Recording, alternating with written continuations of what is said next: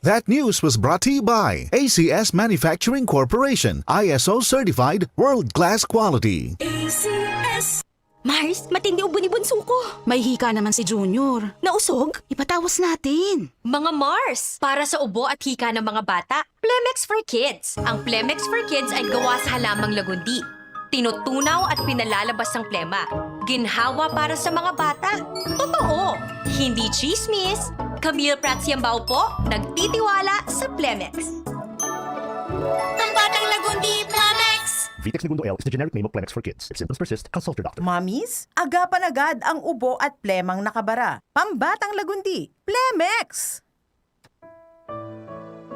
Pagbasa sa Aklat ng Kawikaan, Kabanata 13, Talata 1 hanggang 25. Ang anak na may unaway nakikinig sa kanyang ama, ngunit walang halaga sa palalo ang paalala sa kanya. Natatamo ng mabuti ang bunga ng kanyang kabaitan, ngunit ang ninanasan ng masama ay puro karahasan. Ang maingat magsalita ay nag-iingat sa kanyang buhay, ngunit ang taong madaldal ay nasasadlak sa kapahamakan. Ang tamad ay nangangarap ngunit hindi natutupad, ang hangarin ng masikap ay laging nagaganap. Ang taong matuwid ay namumuhay sa kasinungalingan, ngunit ang salita ng masama ay nakakahiyang pakinggan. Ang mabuti iniingatan ng kanyang katuwiran, ngunit ang masamay ipinapahamak ng likong pamumuhay. May taong nagkukunwang mayaman subalit wala naman, ngunit ang iba'y nag-aayos mahirap bagaman sila ay mayaman. Ang yaman ng isang tao ay pantubo sa kanyang buhay, ngunit sa isang mahirap, ito ay hindi nakababahala. Ang matuwid ay tulad ng maningning na ilaw, ngunit ang masama ay lamparang namamatay. Ang kapalaluan ay nagbubunga ng kaguluhan, ngunit ang pakikinig sa payo ay nagbabadya ng karunungan. Ang kayamanang tinamo sa daya ay madaling nawawala, ngunit ang kayamanang pinaghirapan ay pinagpapala. Ang matagal na paghihintay ay nagpapahina ng kalooban, ngunit ang pangarap na natupad ay may dulot na kasiyahan. Ang nagwawalang bahala sa payo ay hahantong sa sariling kapahamakan, ngunit ang nagpapahalaga sa utos ay gagantimpalaan. Ang mga turo ng matalino ay bukal ng buhay. Ito ay maglalayo sa bitag ng kamatayan. Ang katalinuhan ay umaani ng paggalang, ngunit ang kataksilan ay naghahatid sa kapahamakan.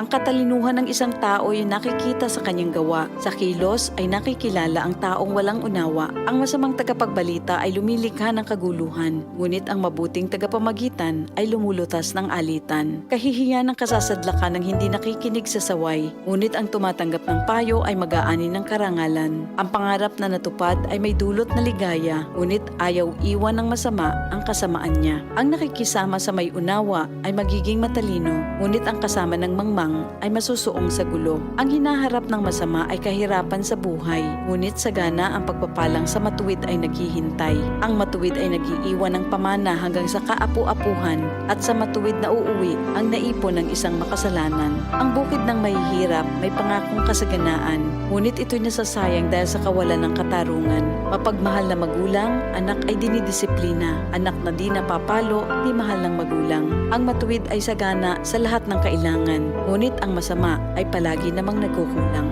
Ito ang salita ng Diyos.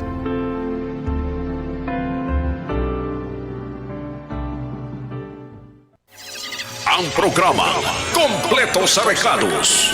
Local at national news, balita sa iba't ibang probinsya, world showbiz at sports news. May pampagood vibes na balita para sa inyong umaga. Unang radyo, unang balita. Unang radyo, unang balita. Tuwing alas 5 hanggang alas 7 ng umaga. Araw-araw kasama sina Jane Martin at Sander Kayapia. Unang radyo, unang balita sa DCXL News 558 live sa radyo at online. Kami sa himpilang ito kasama ng KBP sa pagdiriwang ng kanyang ika-51 anibersaryo ay nakikiisa sa buong sambayanan sa pagpupugay sa lahat ng himpilan ng radyo at telebisyon na patuloy na nagbibigay boses sa adhikain ng bawat mamamayan. Ito ang DCXL News 558 kHz, 6 na dekadang maaasahan sa balita at serbisyo publiko. Ang himpilan ng RMN Network sa Mega Manila. Live sa radyo at online